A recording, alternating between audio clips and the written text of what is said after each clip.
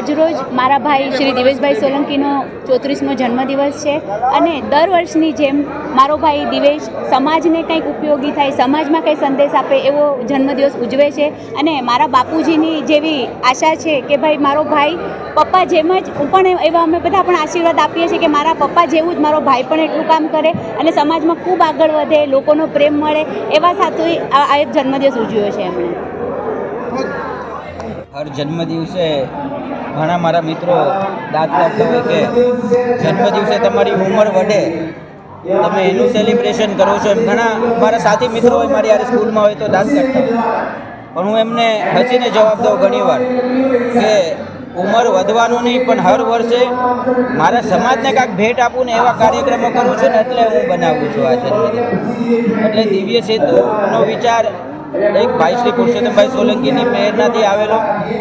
સમાજના તમામ અધિકારી કર્મચારી મંડળ અને સમાજના સેનાના તમામ પ્રમુખોને એક તાતરે બાંધી અને સમાજના ઉદ્ધાર અને સમાજના વિકાસ માટે આ કઈ રીતે વધુમાં વધુ આગળ વધે અને સમાજને ઉપયોગી આપણે થઈ શકીએ એની માટે આ કાર્યક્રમનો આ દિવ્ય સેતુ નામ રાખીને આ કાર્યક્રમનું આજે અમે રાખેલું. ભવિષ્યના દિવસોમાં કોરી સેના સમસ્ત કોરી સમાજના તમામ સંગઠનોને સાથે રાખી અને 101 જેટલી કોરી સમાજની શાખાઓ નિમવી છે,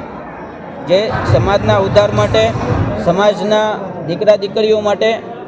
સમાજની આગલી ભવિષ્ય માટે વધારેમાં વધારે સમાજ ઉજ્જવળ થાય અને બલશાલી અને તાકાતવર બને